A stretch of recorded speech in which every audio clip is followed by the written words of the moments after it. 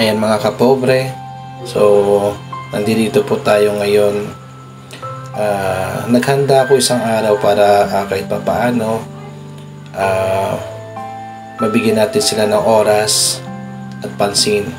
So nagdala po tayo ng nilutong spaghetti at pinainom na din po natin sila ng soft drinks dahil sa sobrang init po. Actually mga kapobre, matagal ko rin silang inaantay. So yun nga po, nagkataon, sakto-sakto po, galing din po ako sa lakad. So inaabutan ko po sila kaya nagmamadali po ako magluto ng spaghetti. So yun, so ngayon nandito po tayo sa kanila. Ayun, nakikipagkwentuhan. Alam po natin ang trabaho nila is napakababa ang tingin ng mga tao sa kanila. Para sa akin mga kapobre, hindi po. Una-una po, marangal na trabaho, mabaho, madumi. Pero para sa akin, marangal na trabaho ito mga kapobre. Una-una kapobre, kung hindi po dahil sa kanila, mamamaho po ang buong paligid, ang ating tahanan. Kaya dapat po magpapasalamat tayo sa kanila, sa mga tinatawag na basurero o basura. Para sa akin mga kapobre, napaka-importante po sila sa komunidad o sa amang lugar dahil hindi dahil sa kanila hindi lilinis ang paligid, wala maghahakot ng basura sa atin. So nagpapasalamat po sa inyo at ina-appreciate ko po ang trabaho ninyo bilang basurero o basurera. Ang taas po na respect ko sa inyo, kaya po ako nagpapasalamat sa inyo. Kaya ito guys, mga kapobre, so nakikipagkwentuhan talaga ako sa kanila na matagal. Sinamahan ko sila sa gitna ng init ng araw sa mabahong lugar dahil alam naman po natin dito sa kwentong ito, dito ako umangat. Sa kwentong ito, dito ako nakakatagpo ng kayamanan. Sa kwentong ito, dito ako nakapulot ng mga ginto, alahas. Kaya simula noon, actually noon pa naman talaga is mataas at marangal ang trabaho nila, tina-appreciate ko po. Nakakalungkot lang mga kapobre kasi ang karamihan mga tao sa kanila napakababa ng tingin sa kanila. Pero kung nakakausap mo sila at marinig mo ang kanilang panig, ang kwento ng kanilang buhay, napakahirap po mga kapobre. Kaya ito, nakakapagkwento na ako sa kanila. Nakitambay na rin talaga as napakasarap na yung nakakwentuhan nila. Yun nga, ramdam na ram ko init ng araw, baho, pero binabaliwala ko yun at sanay din ako sa ganong trabaho at environment dahil yun nga. Pero salud po ko sa lahat na nangabagbasura, salud po ko sa lahat na nagtatrabaho sa mga ganitong klase.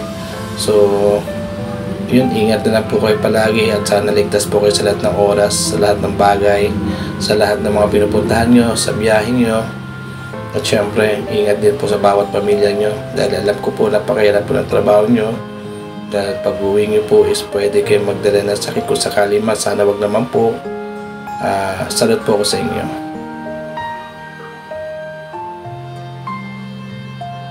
Yan mga kapobre, after ko pumunta sa kanila, may nakita ko po itong kambal. Itong kambal mga kapobre is na-vlog ko na rin po sila. So yun nga, nakita ko sila naglalaro. So yun, so inabutan na rin po natin sila ng pagkain. Actually talagang ginawa ko po para sa lahat po to, kung ano pong kaya. Ayun, unang-una nagpasalamat po tayo sa ating sponsor mga kapobre, si Mr. Alan Dalwampo and family. Dahil sa kanila nagkaroon po tayo ng mga biyaya para sa ating mga kaibigan, sa ating mga kasamahan. Nagbigay po siya ng spaghetti, macaroni. So actually spaghetti para po na iluluto natin, so ibibigay na rin po natin to.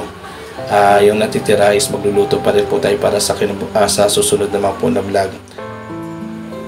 Yun, nakakatuwa po pagmasdan. Ito po yung kambal.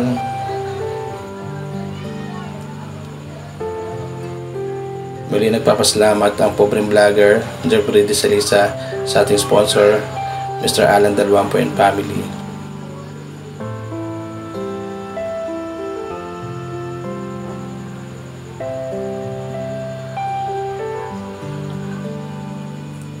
So guys, hindi natin maaaring makalimutan magpasalamat sa ating Panginoong may kapal, sa Virgin Mary, Mama Mary. Ayun mga pobre, nang dahil sa kanila is nabigyan tayo ng magandang biyaya kahit papaano. Biyaya nagmula sa inyo, sa panonood nyo po sa aking content, sa hindi pag-skip sa ads o sa commercial. Nang dahil po dyan, tulong nyo na po yung sa akin at yung tulong nyo po at naitutulong po natin sa iba. Kaya sa lahat ng viewers, sa ating mga subscribers, maraming salamat po. Nang dahil hindi po sa inyo, hindi ko po marating po ang itong kinalagyan ko ngayon. At nagpapasalamat din po ako na na-monetize na rin po kahit paano kumikita na rin po. Maraming salamat po sa inyo, sa ating mga subscribers, sulit subscribers, sa ating mga supporters, viewers syempre.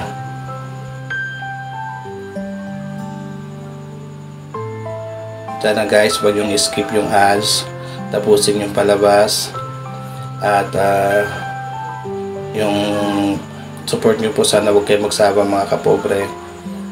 Malaking tulong nyo po yung panunod nyo po na tinatapos nyo po ang aking video, sa hindi pag-ads, sa hindi pag-skip ng ads. Malaking tulong nyo po para sa akin, at ang tulong nyo po yun ay mapupunta rin po, tutulong po natin sa iba. So ito guys, maraming salamat Alan Dalwampo and family.